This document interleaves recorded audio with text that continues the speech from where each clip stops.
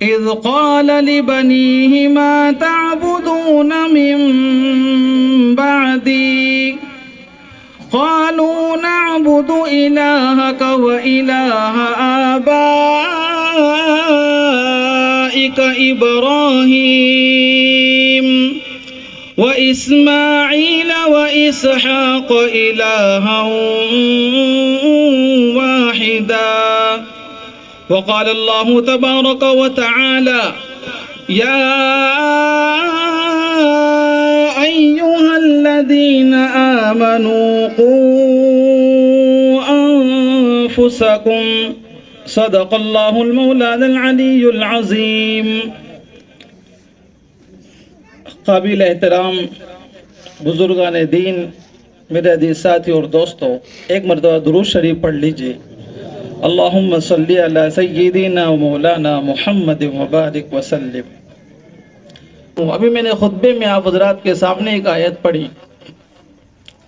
وہ آیت ہمیں بتا رہی ہے کہ آج ہم یہاں پر کیوں جمع ہوئے. یہ جلسہ جو رکھا گیا ہے، آج کا جو جلسہ ہے، اس کو مکتب کا جلسہ بولتے ہیں. اس کا کیا مقصد ہے؟ ہمیں یہاں پر کیوں جمع کیا گیا؟ کیا سمجھانے کی کوشش کی جا رہی ہے؟ اگر آج کے اس بیٹھک میں ہم یہ سمجھ گئے تو انشاءاللہ ہمارے یہاں جمع ہونا اللہ کے یہاں مقبول ہو جائے گا، قبول ہو جائے گا. ایک بڑی چیز ہے میرے دوستو، آج امت غافل ہے. آج امت اتنی غافل ہے، 1400 سال ہو گئے، آج تک اس امت کو یہ نہیں سمجھ میں آیا کہ علم کی کیا اہمیت ہے، علم کا کیا مقام ہے. اس کو سمجھانے کے لیے جلسہ رکھا جاتا ہے. یہ آپ کے امام صاحب محنت کرتے ہیں، آپ کو بلاتے ہیں صرف یہ بتلانے کے لیے کہ دیکھو آج قرآن سے ہمارا جو تعلق ہونا چاہیے تھا، محبت ہونا چاہیے تھی، علم کے ساتھ جو تعلق ہونا چاہیے تھا، ہم اس میں کتنے پیچھے چلے گئے. خیر میں اپنی بات آگے بڑھاتا ہوں. میں نے خطبے میں آپ کے سامنے ایک آیت پڑھی، قرآن کریم کے پہلے پارے کی یہ آیت ہے. اللہ نے اپنے نبی حضرت یعقوب علیہ السلام کا واقعہ یہاں پر بیان کیا. یعقوب علیہ السلام بڑے پیغمبر اور ایسے نبی جن کے اوپر بھی نبی تھے، جن کے اولادوں میں نبی. ہم نے سنا یوسف علیہ السلام، جن کے نام سے سورہ یوسف قرآن کے اندر ہے، ان کے بیٹے ہیں. باپ خود نبی ہے. اوپر باپ دادا میں ابراہیم علیہ السلام چلے جاؤ، اوپر کی پشتوں میں جاؤ، وہ بھی نبی ہے. نیچے کی ساری نسلوں میں انبیاء ہے، پورا پریوار انبیاء سے بھرا ہے. یعقوب علیہ السلام کا آخری وقت آیا. دھیان سے سنیے آپ، قرآن کیا کہہ رہا ہے. یعقوب علیہ السلام کا جب آخری وقت آیا، سارے رشتہ داروں کو جمع کیا، بیٹوں کو بلایا، پوتوں کو بلایا، نواسے جو بھی تھے سب کو بلایا. اور اللہ کا قرآن کیا کہہ رہا ہے، اس نقشے کو کھینچ رہا ہے. اللہ فرما رہے ام کنتم شہداء اذ حضر یعقوب الموت. یہ آخری وقت آیا. یعقوب علیہ السلام نے سب کو بلایا، سب کو جمع کیا اور اپنی اولاد سے ایک سوال کرا. آج یہ سوال میرے دوستوں میں آپ سے کرنے کے لیے آیا ہوں، اسی لیے جلسہ رکھا گیا. آپ کے یہاں بھی اولاد ہے، کوئی باپ ہے، کوئی دادا ہے اور کوئی نانا ہے، سب کے گھر میں پریوار میں بچے ہیں. اللہ کا قرآن مجھ سے اور آپ سے کہہ رہا ہے، کلمہ پڑھنے والوں سے کہہ رہا ہے، داڑھی رکھنے والوں سے کہہ رہا ہے، اسلام کا نام لینے والوں سے کہہ رہا ہے. کیا تم نے کبھی اس بارے میں فکر کی؟ یعقوب علیہ السلام نے ساری اولاد کو بلایا اور ایک بات کہی، ما تعبدون من بعدی. ایک سوال کرا، سب کو بلایا اور بلا کر ایک سوال کرا، کہا میری اولاد مجھے ایک بات بتاؤ، میرے جانے کے بعد تم کس کی عبادت کرو گے؟ میں دنیا سے جا رہا ہوں لیکن مجھے اس وقت تک سکون نہیں ملے گا جب تک یہ جواب میرے سامنے نہیں آ جائے کہ میرے جانے کے بعد تم کس کی عبادت کرو گے، تمہارا خدا کون ہوگا. تعجب کی بات ہے میرے دوستو، یہ بات کوئی جماعت کے امیر صاحب نہیں بول رہے ہیں، یہ بات کوئی خانقاہ کے پیر اور مرشد نہیں بول رہے ہیں، یہ بات کوئی جامعہ کا محترم نہیں بول رہا ہے، یہ بات کوئی جماعت کا امیر نہیں بول رہا ہے، اس انسانیت میں سب سے عظیم طبقہ جس کو انبیاء کہا جاتا ہے، نبی کہا جاتا ہے، رسول کہا جاتا ہے، پیغمبر کہا جاتا ہے، ایک نبی اپنی اولاد کے بارے میں فکر کر رہا ہے، اپنی اولاد کے بارے میں فکر کر رہا ہے، جانے سے پہلے سوچ رہا ہے کہ میرے جانے کے بعد میری اولاد کا کیا ہوگا، میری آنے والی نسلوں کا کیا ہوگا۔ سارے کے سارے انبیاء کی اولاد تھی۔ کیا جواب دیا؟ پہلے اس کو میں نقل کرتا ہوں۔ قرآن نے اس کو بھی جواب، سارے کے سارے انبیاء کی اولاد تھی، کیا کہنے لگے؟ قَالُوا نَعْبُدُ إِلَٰهَكَ وَإِلَٰهَ آبَائِكَ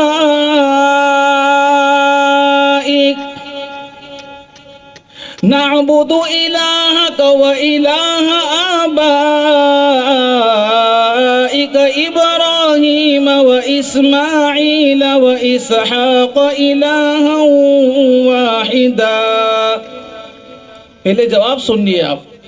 سب نے کہا کہ ابا حضور، آپ جس رب کی عبادت کرتے تھے، اللہ کو ایک مانتے تھے، ہم بھی وہی کریں گے آپ کے جانے کے بعد۔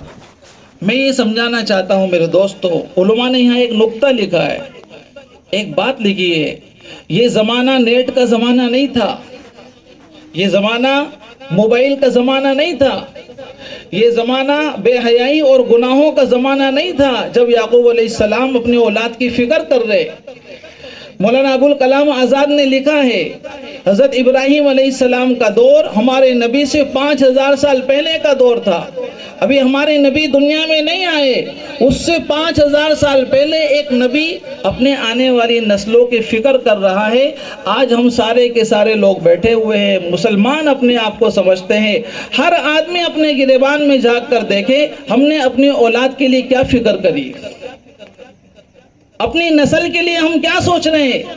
آپ زمین جائیداد سوچ رہے ہیں، اس کو اتنی گاڑی دینا ہے، اس کو اتنے بنگلے دینا ہے، اس کے حصے میں یہ دکان دینا ہے، لیکن کبھی 1 کروڑ میں سے کوئی ایک مسلمان ایسا ہو، 1 کروڑ میں سے کوئی ایک مسلمان ایسا ہو جس کے دل میں یہ خیال آیا ہو، وسوسہ آیا ہو کہ میں جا رہا ہوں، میری اولاد پڑھی لکھی بھی ہے، نہیں ہے، جاہل ہے، کیا ہے۔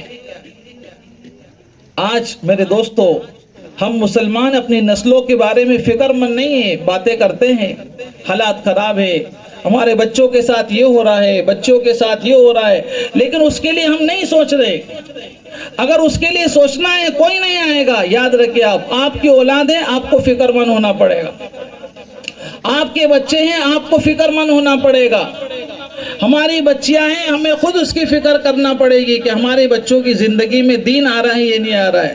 آج غلطی کیا ہو گئی، یہ ذمہ داری ہم نے اسکول کے ٹیچروں پہ ڈال دی، وہ سکھائیں گے یا اور کوئی سکھائے گا، ہمارے پاس تو ٹائم نہیں، ہم فکر نہیں کر رہے، آنے والی نسلوں کی فکر نہیں کر رہے۔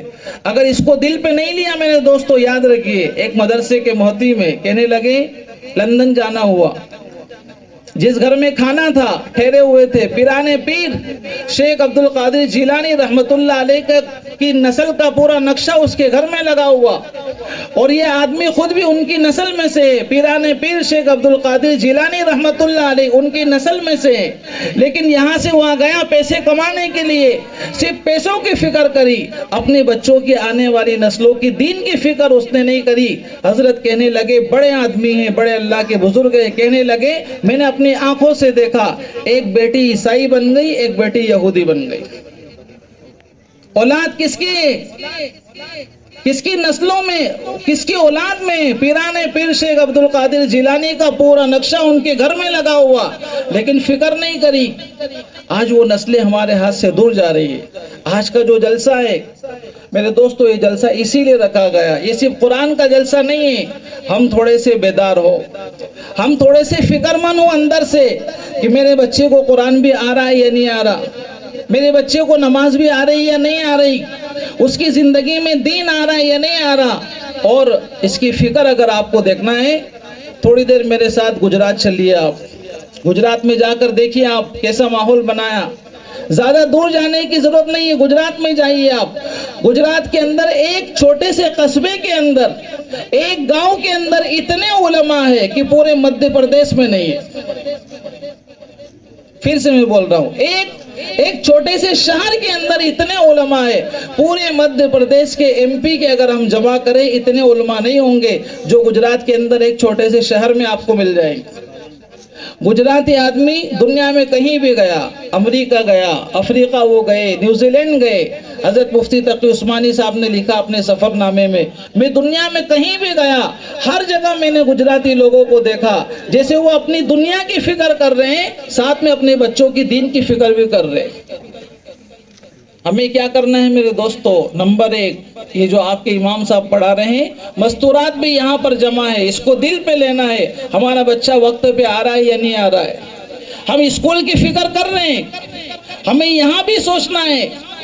ارے دنیا کی تعلیم اگر ہم پڑھائیں گے کیا ہوگا؟ اچھا ڈاکٹر بن جائے گا، ٹھیک ہے، اچھا انجینئر بن جائے گا، بہت اچھی بات ہے، ملینر بلینر بن جائے گا، بہت اچھی بات ہے، بنائیے آپ، کوئی منع نہیں، اسلام اس سے منع نہیں کرتا ہے۔ لیکن میرے دوستو، آپ کے قبر میں آنے والی اگر کوئی چیز ہے اور مرنے کے بعد آپ کو کام میں آنے والی اگر کوئی چیز ہے، یہ وہی قرآن ہے جو بچپن میں یہ پڑھ رہے ہیں۔ اگر آپ نے اپنی نسلوں کو قرآن نہیں پڑھایا، یاد رکھنا آپ کی اولاد حافظ صاحب کے پاس جائے گی، حضرت ابا کے نام سے قرآن خوانی کر دو، مجھے یاسین بھی نہیں آتی۔ آج ہو رہا، ہم دیکھ رہے ہیں۔ علماء کے پاس جائیں گے، فون لگائیں گے، یہ 1000 روپے لے لو، میرے دادی کے نام سے قرآن خوانی کر دو، مجھے تو قرآن بھی نہیں آتا ہے۔ ہم ایک تعجب کی بات ہے میرے دوستو، 1400 سال ہو گئے ہمارے نبی حضرت محمد مصطفیٰ صلی اللہ علیہ وسلم کو دنیا میں آئے ہوئے 1400 سال ہو گئے، آج تک ہمارے گھر میں قرآن نہیں آیا۔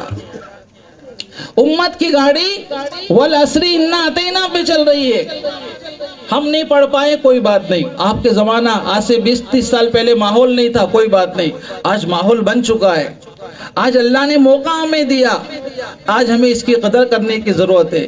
اور یہ اللہ کا جو کلام ہے میرے دوستو، اس کی قدر کرو آپ، اس کی قدر ہمیں بھی کرنا ہے۔ آج اس کو ہلکے میں لے رہے ہم، اللہ کے کلام کو بہت ہلکے میں مسلمان لے رہا ہے۔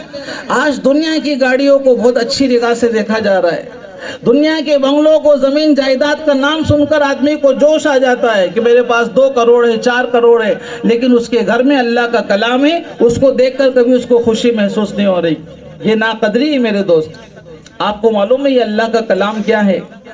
ہمارے اور آپ کے پیارے آقا حضرت محمد مصطفیٰ صلی اللہ علیہ وسلم نے کیا فرمایا؟ ان للہ اہلین من الناس، آپ نے فرمایا اس دنیا میں کچھ لوگ ایسے ہیں جو اللہ کے خاص لوگ ہیں۔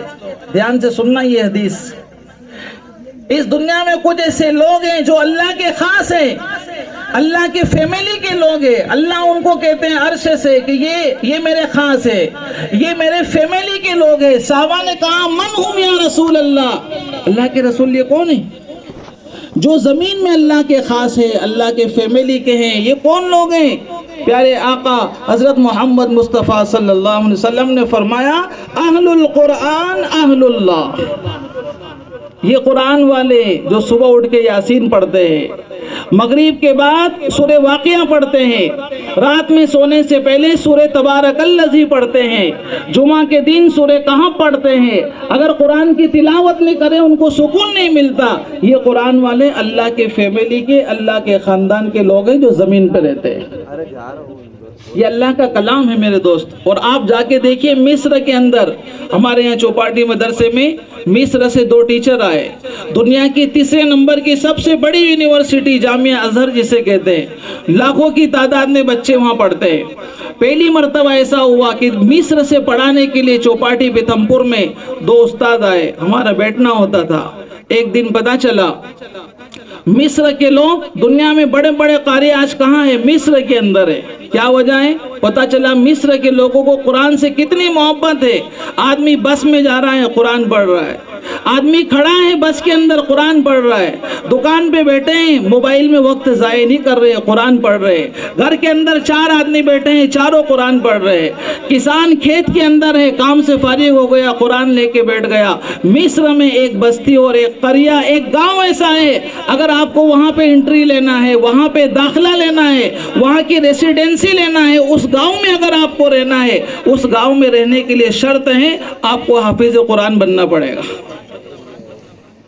حافظ قرآن ہے اس گاؤں میں آپ رہ سکتے ہیں، حافظ نہیں ہے آپ کے سینے میں کلام نہیں ہے، آپ یہاں نہیں آ سکتے۔ اس گاؤں کا قانون ہے 5 سال کے بچے سے لے کر 90 سال کے بوڑھے تک، 100 سال کے بزرگ آدمی تک، ہر مرد ہر عورت ہر ایک حافظ قرآن ہے۔ یہ قرآن سے محبت ہے میرے دوست اور پیارے آقا، آج اس کی قدر کیجئے میرے دوستو، اس قرآن کی قدر کرو۔ پیارے آقا حضرت محمد مصطفیٰ صلی اللہ علیہ وسلم نے کیا فرمایا؟ آپ کی حدیث سنیے، آپ نے فرمایا اذا مات حامل القرآن، بھئی بچے نہ چلائے، یہ چلائیں گے ان کو باہر کر دیں گے، بالکل نہیں چلانا، بیچ میں بات نہیں کرنا۔ آپ نے کیا فرمایا؟ بڑے حضرات میں آپ سے بات کرنے کے لیے آیا ہوں، متوجہ رہے، کتنی پیاری حدیث ہے۔ آپ نے فرمایا اذا مات حامل القرآن،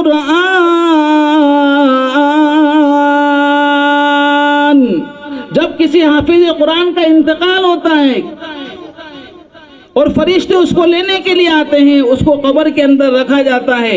اذا مات حامل القرآن